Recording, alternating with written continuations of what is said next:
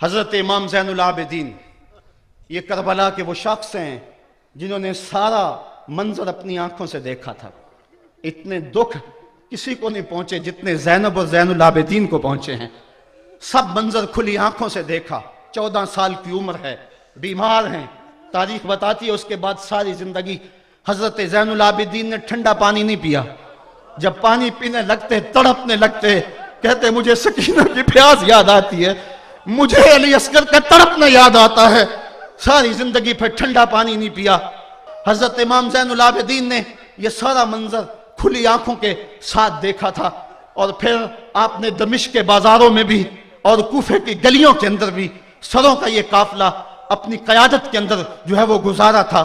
جب یزید کے دربار کے اندر حضرت امام زین العابدین پہنچے تو یزید نے پہلے تو جو ہے وہ دکھ کا اظہار کیا۔ بعض لوگ یہاں سے یزید کی بریت کا اعلان کرتے ہیں۔ یہاں کسی نے بڑی خوبصورت بات کہی کہ قاتل کی پشیمانی مقتول کی اہمیت کو تو بڑھا سکتی ہے، لیکن اس کے دامن سے قتل کے داغ کو نہیں دھو سکتی۔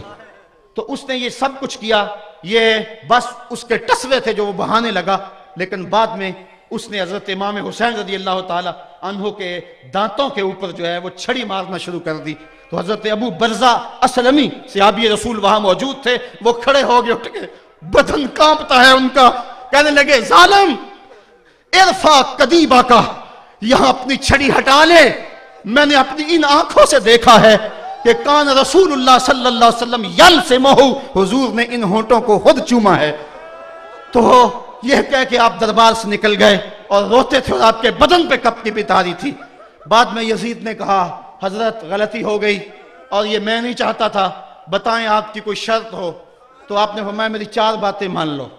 ان 4 باتوں میں ایک بات یہ تھی کہ سر حسین اور سر شہیداں ہمارے سپرد کر دو تاکہ ہم کربلا جا کے ان کی تدفین کر سکیں۔ دوسری یہ تھا کہ ہمیں مدینہ حفاظت سے پہنچا دو۔ تیسری شرط یہ تھی کہ مجھے جو ہے وہ جمعے کا خطبہ دینے کی اجازت دو آج دمشق جامع مسجد کے اندر۔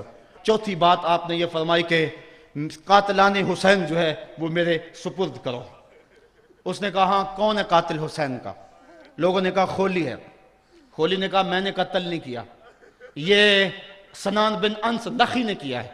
سنان بن انس نخی کو کہا ہاں تو بتا، کہنے لگا میں قتل کیوں کرنا تھا، یہ تو شمر ذی الجوشن نے کیا ہے۔ شمر ذی الجوشن کو کہا تو بتا، کہنے لگا میں نے قتل نہیں کیا، میرا کون سا حسین نے کچھ بگاڑا تھا، قتل اس نے کیا ہے جس کی حکومت کو خطرہ تھا۔ تو یہ ہے وہ ہے قاتل حسین کا۔ اب یزید کہنے لگا تمہاری یہ شرط تو میں پوری نہیں کر سکتا، یہ بات تو پوری نہیں کر سکتا، اب خطبہ دے لو۔